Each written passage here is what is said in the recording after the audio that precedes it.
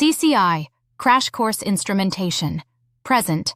Episode 63. KVL in plain English. Walk the loop. Cold open. The altitude you gain going up must be paid back coming down. In a full hiking loop, it nets out to zero. In a full electrical loop, voltage does the same thing. Today you will walk the loop and make Kirchhoff's voltage law obvious. Viewer promise. By the end, you will read any simple loop like a map, speak rises and drops in plain English, and check your work with a quick bench walkthrough.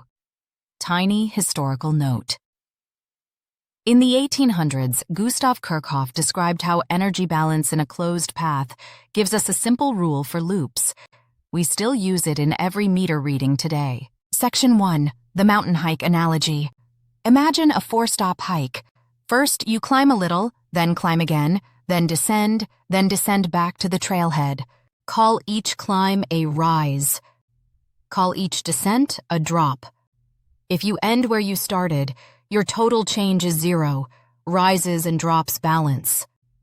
Voltage works the same way around any closed circuit path. Sources feel like rises, loads feel like drops. When you complete the loop, the rises and drops balance to zero.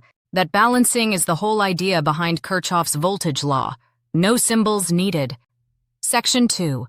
How to walk a circuit loop. Pick a direction around the loop. Left or right does not matter. What matters is that you keep the same direction for the whole walk. When your walk goes from the negative side of a source to the positive side, speak a rise in voltage. When your walk goes through something that uses energy like a resistor, a lamp, or a motor, speak a drop in voltage. Say each step out loud as you trace with your finger or your probes. When you return to your start point, your spoken rises and drops should balance to zero.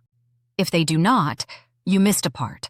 Flip direction halfway or changed your reference. Section 3. Bench Mini-Lab. Proof by meter. Set up a small loop on a breadboard or training rig.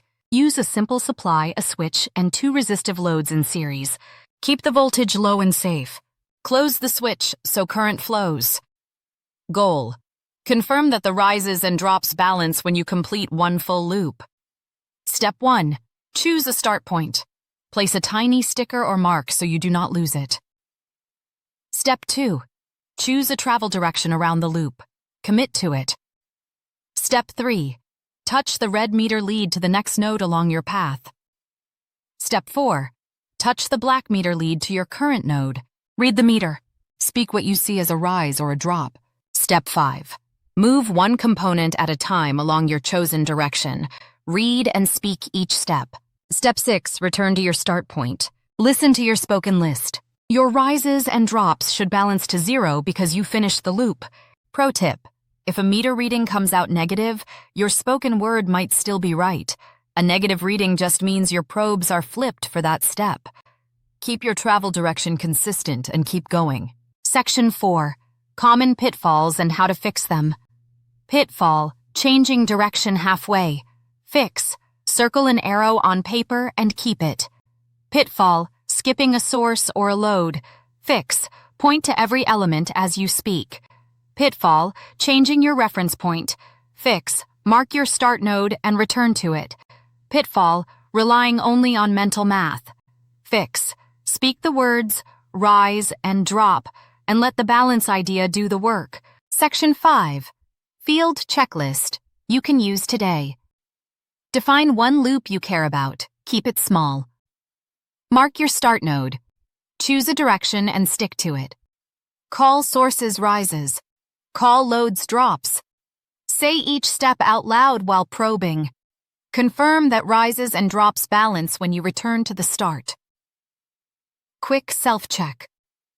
If your loop walk does not balance, what 3 things should you check first?